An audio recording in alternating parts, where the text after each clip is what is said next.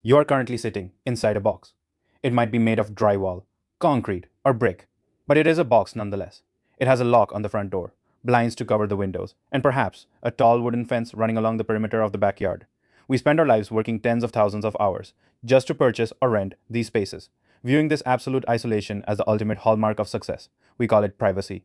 We call it security. But if this hyper isolated way of living is a luxury, why does it feel so heavy? For 99% of human history, the physical spaces we inhabited were designed to do one thing above all else: keep us together.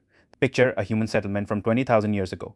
If you look down from above, you will not see a grid. You will not see parallel lines, property borders, or divided plots of land. Instead, you will see a circle. For thousands of generations, human shelters were built facing inward. They formed a physical ring around a shared communal center. The doors of these dwellings did not open onto empty roads or isolated driveways. They opened directly into the lives of everyone else in the tribe. At the absolute center of this architectural circle was the campfire. But as the centuries rolled on, a new force emerged.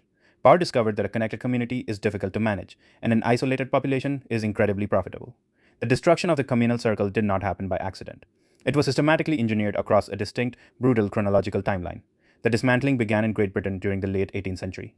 Between 1760 and 1830, the British Parliament passed over 4,000 individual laws known as the Enclosure Acts. These laws legally fenced off more than 6 million acres of common land, the shared fields, forests, and pastures that rural villages had relied on for survival for generations. By stripping the peasantry of their self-sufficient land, the ruling class achieved a dual victory. They consolidated agricultural wealth, and they created a massive, desperate class of landless people with no choice but to sell their labor.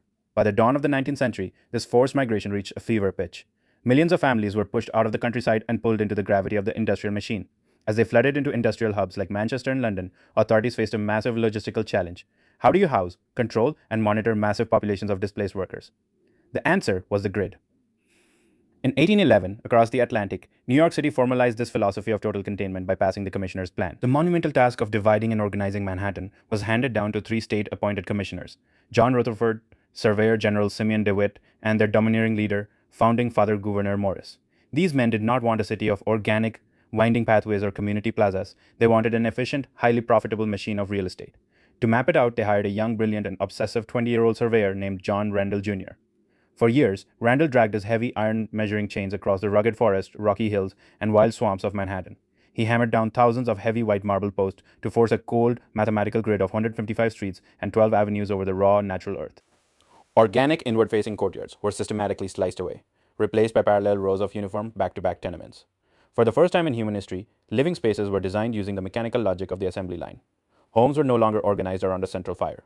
They were organized around the street. The street was a conduit for transport, commerce, and policing. Human dwellings were turned outward, facing away from each other and toward the economic machine of the city. But the final ultimate evolution of isolation occurred in the mid-20th century, with the invention of the modern suburb. Following World War II, governments and developers realized something crucial. The traditional, dense, community-centric neighborhood was an economic dead end for corporate growth. Think about it. In a shared community, people share resources.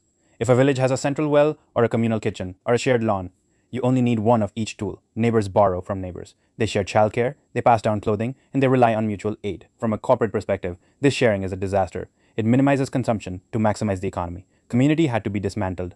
The solution was to rebrand isolation as the ultimate dream. Developers cut massive tracts of land into identical, isolated plots. Instead of a shared courtyard, every family was given their own private box.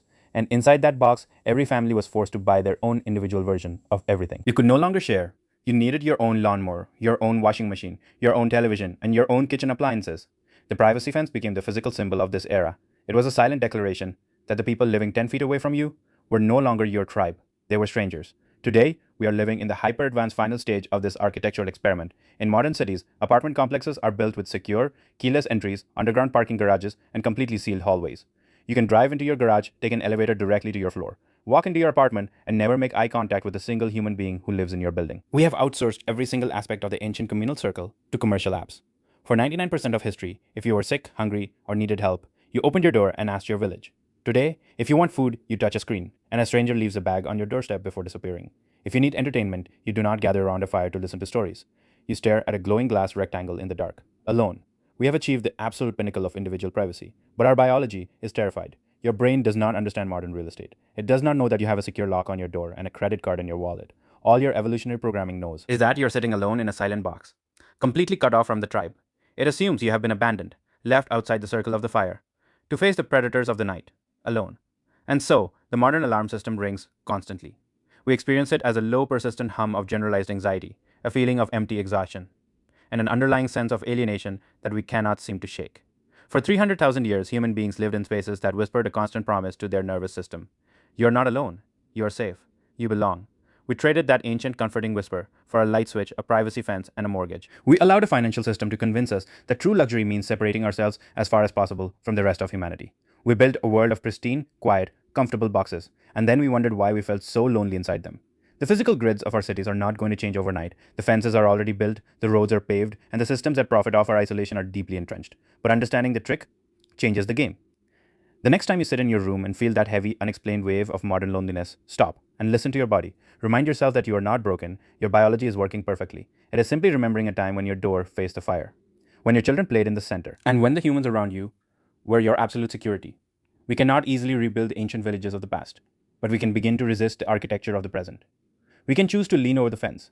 We can choose to share instead of buy. We can choose to create our own small, quiet circles of community inside a world that wants us isolated.